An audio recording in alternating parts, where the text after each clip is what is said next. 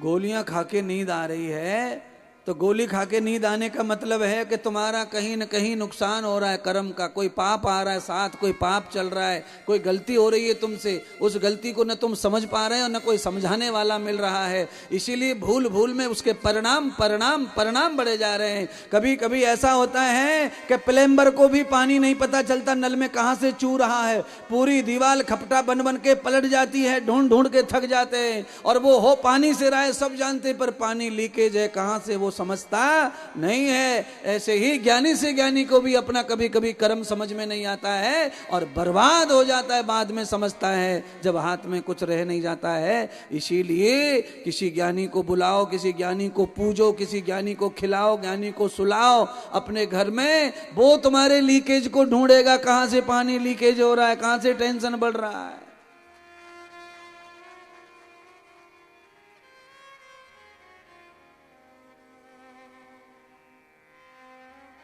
Geyser बंद हो गया, एसी बंद हो गया, अब क्या करें?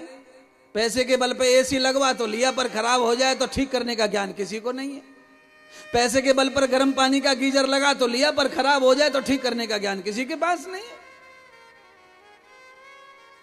टर टर टर टर, हेलो कौन बोल रहे हैं?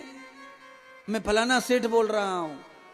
बोलिए सेठ जी, राम राम, क्या बात है? अरे यार जल्दी आ, गीजर फेल हो गया है, मेहमान घर में आए हुए हैं, पानी ठंडा है, जल्दी आ यार, बड़ी गर्मी लग रही है, एसी खराब हो गया है। कुल मिलाकर यह है, जिसको एसी गीजर ठीक करना आता है उसको जरूरत पे बुलाया जाता है। इसीलिए जिसको तुम्हारी खोपड़ी, जिसको तुम्हारा मन ठीक करते आता है उसको भी जरूरत में बुलाते रहो, नहीं तो मामला गड़बड़ गड़बड़ हो जाएगा। कहां से कहां ब्लास्ट हो जाएगा, गीजर पता नहीं चलेगा, एसी कहां फटेगा पता नहीं चलेगा महाराज। इसीलिए समय समय पर यंत्रों की सर्विस होती रहनी, ज्यादा खराब होने से अच्छा है, बंद पड़ने से अच्छा है कि सर्विस करवा लो।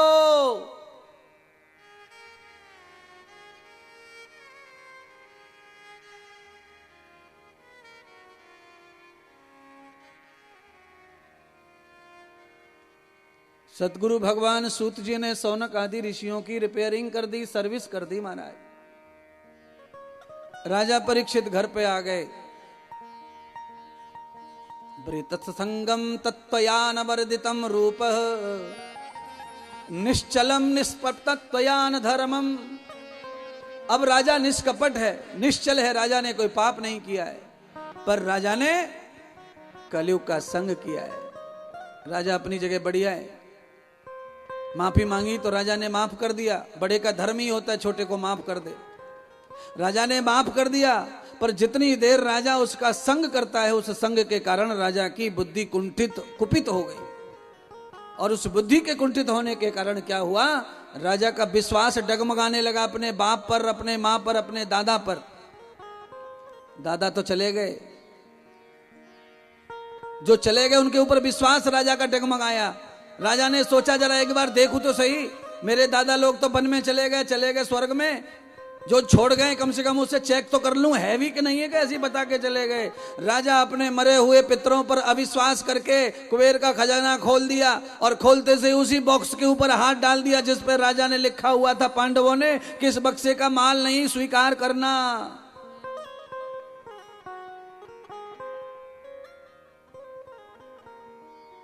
आप ध्यान करना, चींटी, चींटा, मकड़ी, सांप, आप जिधर जाने से उन्हें रोकेंगे वो उधर ही ज्यादा जाते हैं। अब कभी घर पे जाके आज ट्राई करना चींटी के बारे में, चींटी से खेलना। आज आप चींटी को अपनी तरफ आने से रोकना, मर जाएगी पर वो तुम्हारी तरफ आने से रुकने वाली नहीं है, वो दिशा नहीं बदलती। वही हाल चींटा का है, वही मकड़ी का है, वही सांप का है। ऐसे ही हाल किसी किसी इंसान का होता है। घर वाले जिस बच्चे को जिधर काम करने से रोकेंगे वो ज्यादा उधर ही करेगा, वही करेगा, वही करेगा। कोई कोई बच्चा, राजा परीक्षित को रोका पांडवों ने, पर अब तो वो है नहीं, वो तो मर गए, चले गए। राजा की बुद्धि में अविश्वास कैसे आया? संग के कारण आया। दुष्ट की संगति से अपने पूर्वजों पे भरोसा करना छूट गया।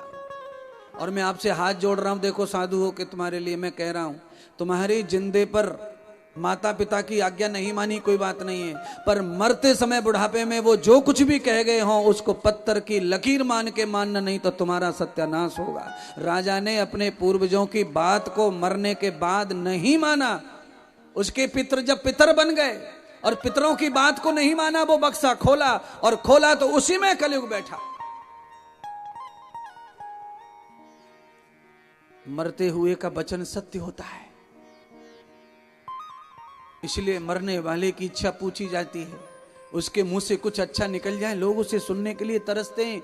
और कुछ भी हो जाए, दुश्मनी भी लोग भूल जाते हैं। कब? जब कोई मर जाता है तब लोग बोलते वो तो मर गया, जान दो भाई, आखिरी है, दर्शन करके विदा करे आए। तो दुश्मन भी आ जाते हैं शमशान में, यात्रा में।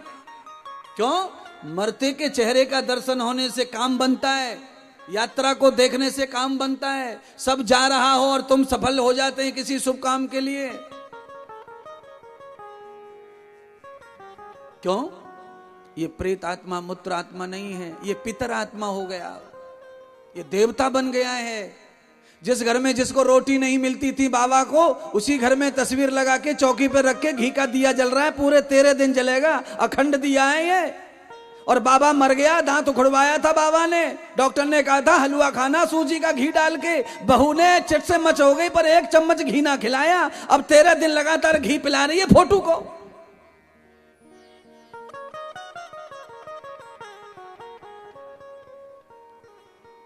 और साथ में रिश्तेदार ज्ञान ठोक रहे, ज्ञान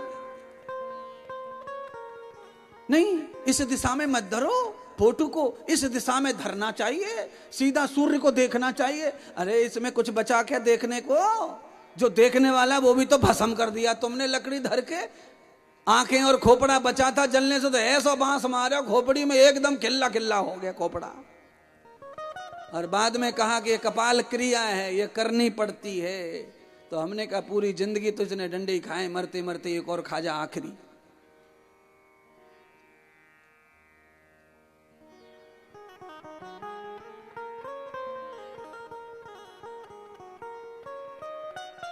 पूजा को, पाठ को, दान को, कथा को, भजन को जवानी में करो, बुढ़ापे में ये होने वाला।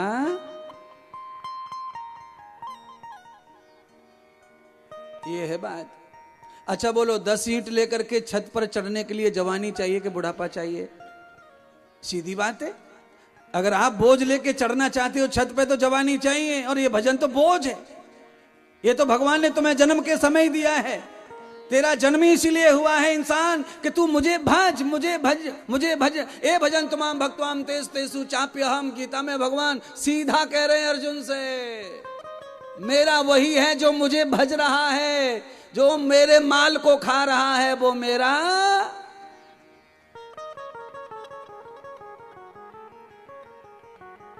ये भगवान के माल खाने वाले बैठे, भजने वाला कोई ना बैठो। भगवान ने पेड़ पे आम लगाया है, और खा कौन रहा है आम को? कौन खा रहा है? हम और तुम खा रहे हैं, और कौन खा रहा है? अच्छा, केले भगवान ने लगाए, संतरे भगवान ने लगाए, गन्ना भगवान ने लगाया है। संतरे में जूस बन के भगवान बैठा है, गन्ने में रस बन के भगवान बैठा है, फूल में सुगंध बन के भगवान बैठा है, और मजा इंसान लूट रहा है।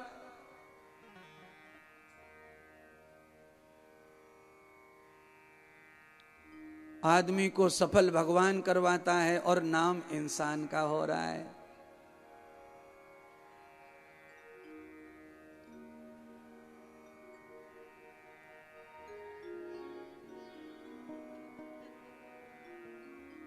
बहुत मन कर रहा है सुनाने के लिए, पर कथा बहुत लंबी है। कथा भी मुझे सुनानी है बहुत सारी। समय अब कम पड़ने लग गया है, कम समय रह गया है। मात्र आपके पास समय कितना रह गया? आज 3रा दिन हो गया। 2 दिन तो ऐसे ही चले गए चाट पकौड़ी में।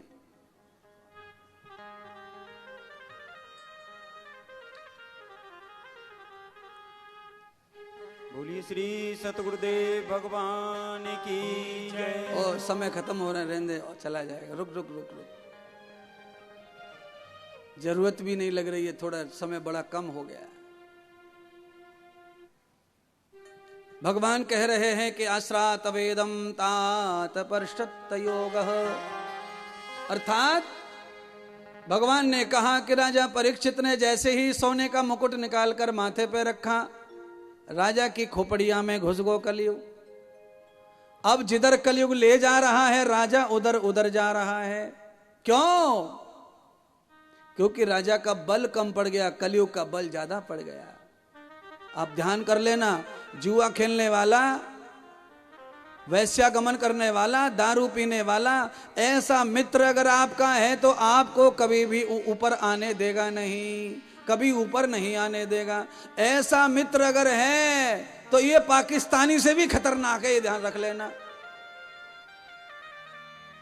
इसीलिए ढूंढ ढूंढ करके छांट छांट के कलेक्शन करो। कैसा कलेक्शन करो माता बहनों, ए पुरुषों, कलेक्शन कैसा करो? सब्जी की दुकान पे जामे, बैंगन को ढेर लगे रहे, वहां में से अपने हाथ से छांट छांट के मैडम निकाले नीचे से बैंगन को ऊपर, ये वाला चढ़ाओ, ये वाला चढ़ाओ। अरे सारे बैंगन ही है, कोई वाला चढ़ जाए, काट के खाना ही तो है। क्या बैंगन को ढूंढ रही है? बैंगन को और टमाटर को तलाशने में इतना टाइम लगा रही है, और मित्र बनाने के लिए तलाशी नहीं की, छांट नहीं किया। एरा गहरा नत्थू खेरा मिल गया।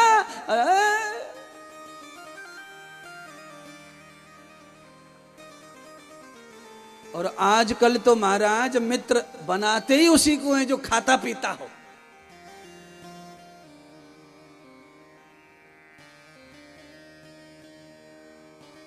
सीधा भोला सज्जन आदमी मित्र नहीं है किसी का बेचारा। कोई सीधा साधा लड़का कॉलेज में पढ़ता हो, उसको सब तकलीफ देते हैं, उसका कोई मित्र नहीं बनता, कोई उसे पसंद नहीं करता। मोटरसाइकिल पे कॉलेज के गेट में टेढ़ा होके नागिन बन के मोटरसाइकिल चलाता हो, उस पर बड़ा फोकस रहता है।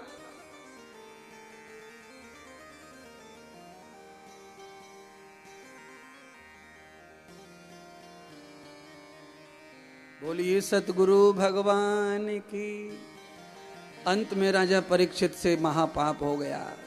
घोड़े पे सवार होकर राजा जंगल में शिकार खेलने चले गए, मतलब हिंसा करने, पाप करने। कलयुग ने दिन भर पाप करवाया। शाम को अंधेरा हो गया, राजा को दिखना बंद हो गया पाप के कारण। राजा ने महात्मा का अपमान कर दिया, संत का अपमान कर दिया, मरा हुआ सर्प गले में डाल दिया। केवल पानी की प्यास के कारण राजा कलयुग के कारण इतने ज्यादा भयंकर बुद्धि से हीन हो गए। प्यास लगी, पानी नहीं राजा को पिलाया संत ने, राजा ने अपमान कर दिया। समक ऋषि का अपमान हुआ, सांप गले में पड़ा मरा हुआ। उनके पुत्र श्रृंगी ऋषि ने श्राप दे दिया, मूर्ख राजा, चक्रवर्ती होके भी तुम ऐसा अपराध करते हो, मेरे पिता की साधना के अपमान करते हुए तुमने मरा हुआ सांप डाला है। अगर मैंने अपने पिता की शपथ लेकर कभी भी अविश्वास नहीं तोड़ा पिता का, कभी विश्वास नहीं तोड़ा पिता का, कभी विश्वासघात नहीं किया, तो मैं तुम्हें श्राप देता हूं कि यही सर्प जिंदा होकर 7वें दिन तुम्हारा काल बन जाएगा। अब तो राजा का नशा उतरा महाराज।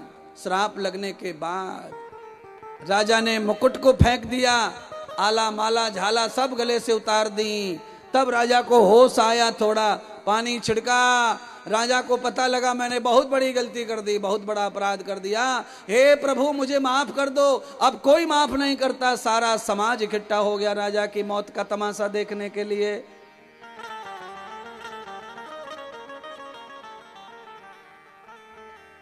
ज्यादा बीमार होने पे लोग देखने आते हैं, रिश्तेदार आते हैं। रिश्तेदारों को अचानक पता चल जाए कि ऐसा ऐसा हादसा हो गया है और सीरियस है, बस शाम तक 2 घंटे 1 घंटे का ही बता रहे हैं डॉक्टर, तो सब दौड़ते हैं, भागते हैं, देखते हैं। जिनकी नहीं पटती वो भी आ रहे हैं मुंह दिखाने के लिए, थोड़ा थोड़ा जब हाजिरी लगाया में, जिससे कोई पीछे कुछ न बोले। बिना मन से लोग पहुंच रहे। तमाशा देखने वालों की लंबी भीड़ हो गई। राजा सबके पास में घूम रहा है, भाई मुझे बचा लो, बचा लो, बचा लो, बचा लो, बचा लो। लोग कह रहे हैं कि भाई अन्न की जरूरत तो अन्न ले लो, धन की जरूरत धन ले लो, पर जो तुमने कर्म किया उसका फल तो तुमको ही भोगना पड़ेगा। इसीलिए मैं सबसे कह रहा हूं, तुम जो गलती या पाप, झूठ या सच जो भी आपके जीवन में है, और औलाद के लिए तो तुम कर रहे हो, औलाद नहीं, तुम्हें ही भोगना उसका सारा खेल, तुम्हें भोगना उसका पाप। औलाद केवल मजे लूटने में ही साथी है, दुख में कोई साथी नहीं है किसी का। आपको जितना लगे उतना कमा के रख जाइए, किसी के लिए कोई साथ नहीं देगा। कैंसर जब हो जाएगा बेड पे तुम्हें ही कटना है, तुम्हें ही फटना है, तुम्हें ही सिलना है।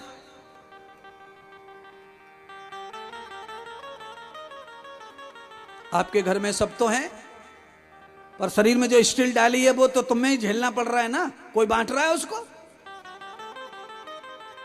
कौन डाल रहा है, कौन झेल रहा है? बताओ कौन झेल रहा है उसको? कोई कर्मों का साथी नहीं है, सब सुख के, सब सुख के साथी हैं, कर्मों का साथी कोई नहीं है। पैसा है इसलिए चलो भाई ठीक करवा दो, लिपेट दो, नहीं तो ये आड़त और सुबह सुबह मालिश कौन करेगा? घुटने की तेल लगा लगा के प्लेट डलवा दो, स्क्रू से खड़ी हो जाएगी मम्मी, चाचा, दादा, पप्पा सब। डॉक्टर को पैसे दे दिए 2.5 लाख रुपए, डाल दे इसमें जो डालना है, पर ये अपने आप करे, हमारी जिम्मेदारी नहीं है यार। कौन करेगा रोज बाथरूम में? गुरुजी आप कहे तो बिल्कुल सही रहे हैं, पर हम क्या करें, मजबूर हैं। सबके जीवन में आने वाला है वो बेटा, मजबूर हो तो क्या है, वो सबके जीवन में होने वाला है। तुम्हारे भी चांस आएंगे, वो तुम्हें भी मौका मिलेगा, अवसर तुम्हें भी मिलेगा घुटना दुखने का, मजा लूटने का।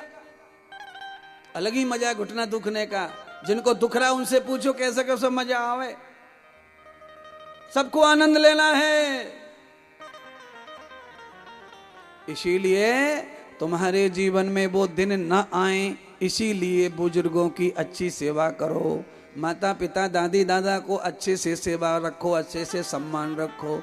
अगर हम आज कुछ कर लेंगे तो कल हम भर लेंगे, कल हम फायदा उठा लेंगे। इसलिए हे परम प्रभु सबकी बुद्धि नेक कर देना, सबको माता पिता गुरुजनों के प्रति श्रेष्ठ बना दो। राजा धरती में गिर पड़े, कोई साथ नहीं दे सकता।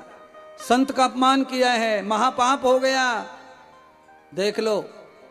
इसीलिए संत दुनिया में सबसे ज्यादा अच्छे होते हैं।